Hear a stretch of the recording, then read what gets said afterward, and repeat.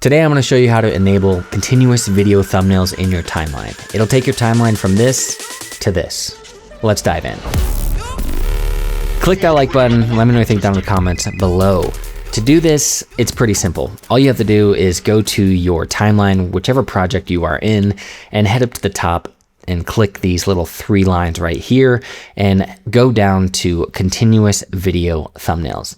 As soon as you do that, you're going to see that it will actually generate those video thumbnails in your timeline. So when you're scrubbing through here, you can kind of see all those. If you make it bigger, those will be bigger as well. So for longer clips, this works really well.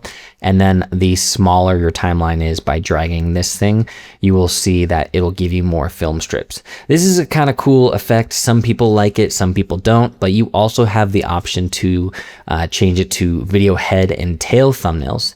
I don't know which one I like the best, but I definitely think continuous video thumbnails is pretty cool.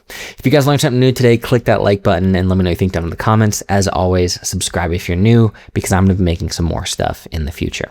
I'll see you next time. With the rhythm like a whirlwind twisting.